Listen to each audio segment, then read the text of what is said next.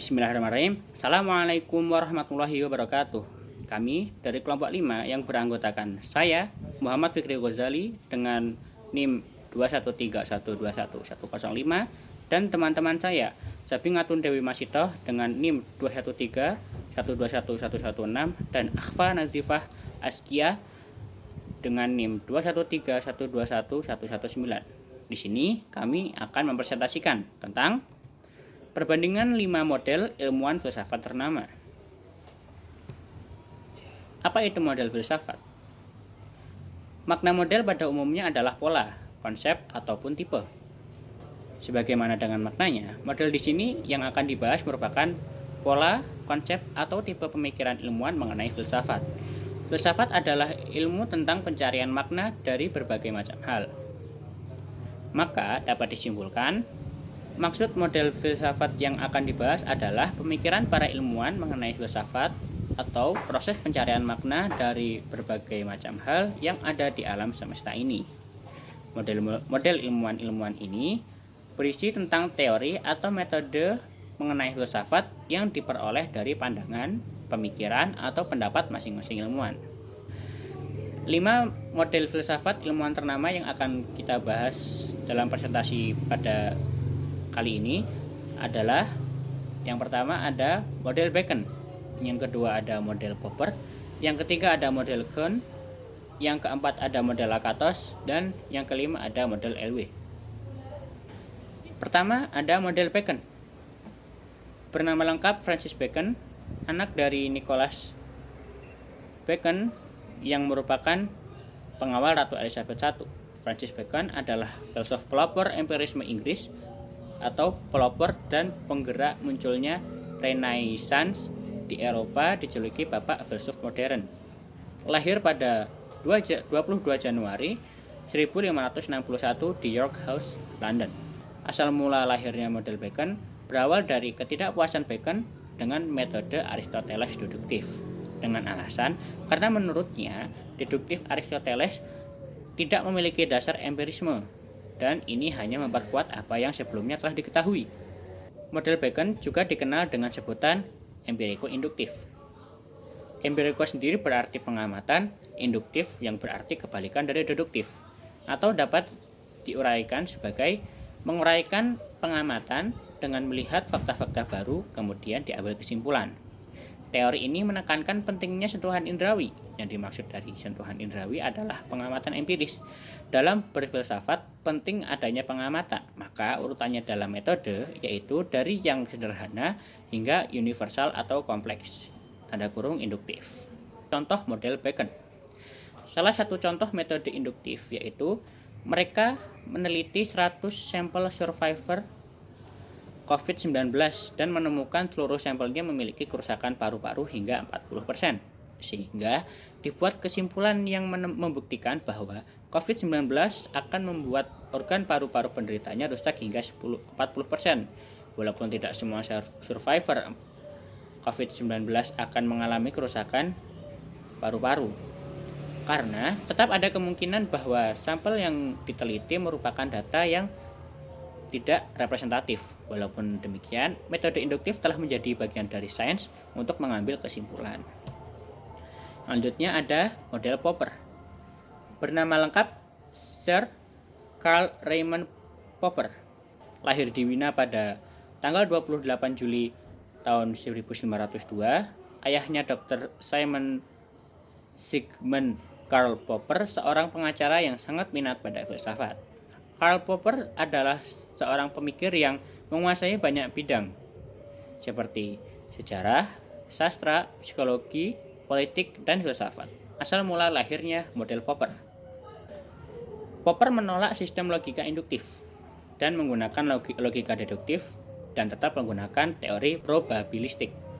Popper melihat keterbatasan konfirmasi kuantitatif atau dalam tanda kurung induktif, sehingga ia memberi peluang uji konfirmasi kualitatif dalam tanda kurung deduktif. Model Popper dikenal juga dengan deduktif falsifikatif. Teori falsifikatif adalah teori di mana hipotesis dapat dibuktikan salah berdasarkan hasil observasi dan eksperimen. Dalam tanda kurung tidak selalu. Hipotesis dapat diklasifikasikan di bawah ilmu pengetahuan. Teori ini merupakan teori untuk menolak teori verifikasi induktif. Hipotesis yang layak disebut sebagai teori atau hukum ilmiah harus memenuhi syarat fundamental berikut, yakni hipotesis itu harus terbuka terhadap kemungkinan falsifikasi. Contoh model Popper. Terdapat dua pernyataan berikut. Yang pertama, tidak pernah hujan pada hari-hari Rabu. Dan pernyataan yang kedua, semua substansi akan memuai jika dipanaskan. Pernyataan pertama dapat difalsifikasikan karena dengan suatu observasi kita dapat menunjukkan bahwa pada hari Rabu tertentu akan ada hujan. Pernyataan kedua pun dapat difalsifikasikan karena melalui observasi kita dapat memperlihatkan bahwa ada substansi tertentu yang tidak memuai jika dipanaskan. Nah, pernyataan berikut ini adalah contoh pernyataan yang tidak memenuhi syarat yang dikemukakan oleh Popper dan konsekuensinya tidak dapat difalsifikasikan. Baik pada hari hujan maupun tidak hujan, saya datang.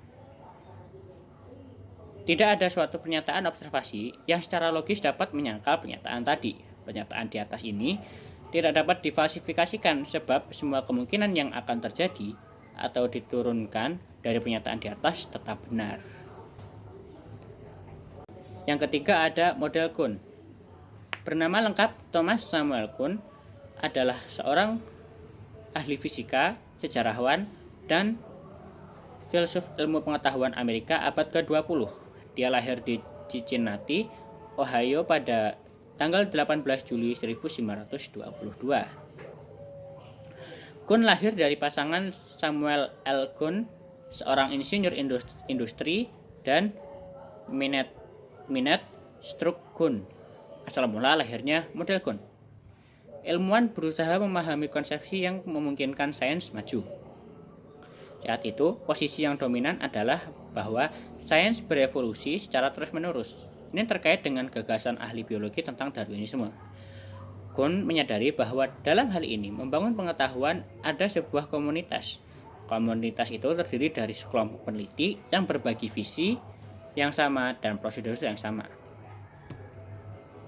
Model Kuhn dikenal juga dengan lonjakan paradigmatik. Paradigmatik adalah suatu kerangka teoritis atau suatu cara memandang dalam memahami alam yang telah digunakan oleh sekelompok ilmuwan sebagai cara pandang atau world view-nya. Adanya paradigma mengakibatkan perubahan konsep, sehingga sains pun terus berubah. Peran paradigma dalam perkembangan sains sangatlah penting, karena paradigma itulah yang menjiwai sebuah konsep. Dapat disimpulkan bahwa revolusi sains adalah simbol yang menjelaskan tentang efek terakhir dari adanya perbedaan paradigma-paradigma yang dinamis. Contoh model Kuhn.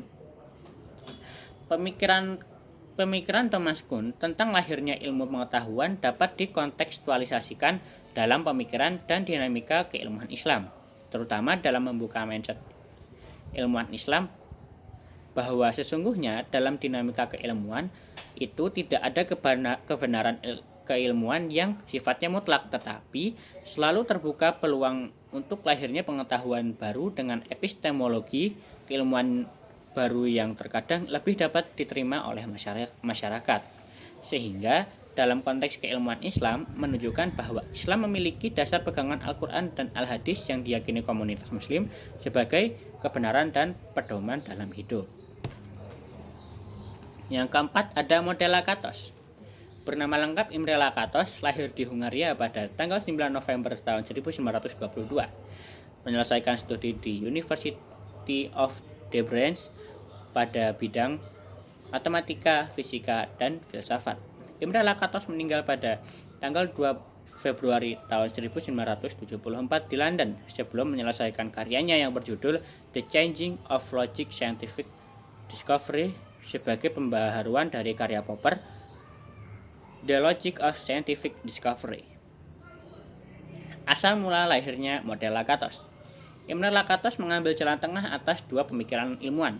Yang pertama adalah Kuhn dalam konteks paradigma revolusi sains, dan yang kedua Popper dalam konsep falsifikatifnya. Model Lakatos biasa dikenal juga dengan program penelitian atau program research atau program riset. Program riset merupakan program penelitian untuk memecahkan masalah. Program penelitian di sini mengambil jalan tengah teori falsifikatif Popper dan paradigma revolusi sains Kuhn. Riset tersebut hanya akan berakhir bila teori atau paradigma itu telah disesuaikan sehingga yang menyimpang menjadi sesuai dengan yang diharapkan. Jadi yang jelas, dalam penemuan baru harus ada penyesuaian antara fakta dan teori yang baru. Contoh dari model Lakatos adalah teori Newton yang dengan jelas terbantah oleh orbit Uranus. Dalam kasus ini, ternyata bukan teorinya yang salah, melainkan uraian tentang kondisi-kondisi awal yang tidak mencakup perhitungan tentang planet Neptunus yang ditemukan kemudian itu. Yang terakhir ada model LW atau Lick-Pilargeau, spesialisasi yang ditekuni secara serius oleh ilmuwan kelahiran Purworejo 24 September 1939 itu adalah fisika dan matematika. Selain itu, ia meminati bidang filsafat ilmu, bahasa keilmuan, dan telaah lintas agama. Asal mula lahirnya model LW, Lick-Pilargeau berpendapat bahwa ilmu sebagai semua pengetahuan yang terhimpun lewat metode-metode keilmuan. Model LW juga dikenal sebagai daur imbas jabar tasdik. Imbas di sini berarti induksi, jabar atau penjabaran di sini berarti reduksi, tasdik atau pengesahan atau penyahihan di sini sebagai verifikasi atau falsifikasi. Ilmu sebagai semua pengetahuan yang terhimpun lewat metode-metode keilmuan. Tegasnya, pengetahuan yang diperoleh sebagai hasil rentetan daur-daur pengimbasan, dalam kurung induksi, penjabaran, dalam kurung deduksi, dan penyahihan atau pengesahan, dalam kurung verifikasi atau falsifikasi yang terus-menerus tidak kunjung usai. Kesimpulannya adalah, model Bacon merupakan hasil pemikiran Francis Bacon yang menyanggah Aristoteles mengenai deduktif. Dia menciptakan sebuah pemikiran baru yang dikenal dengan empiriko-induktif yang menekankan pada empiriko atau sentuhan indrawi atau pengamatan. Yang kedua, model Popper.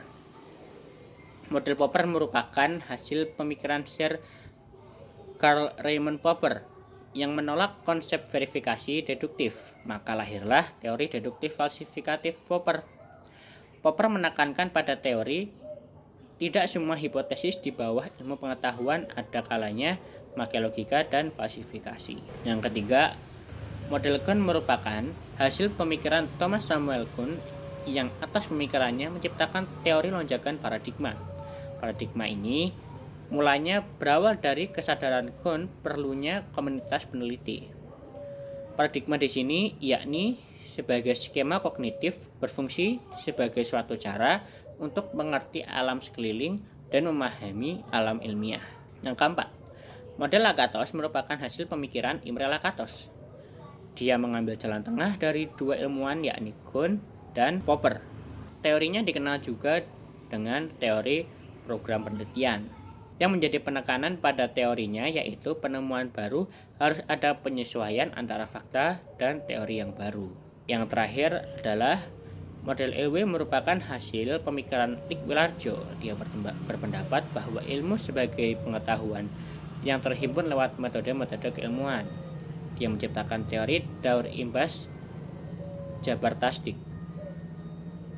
Dengan kata lain, Lick-Pilargeau memakai semua metode atau teori baik itu induksi, deduksi, verifikasi maupun falsifikasi. Mungkin cukup sekian dari kami, kurang lebihnya kami mohon maaf. Wassalamualaikum warahmatullahi wabarakatuh.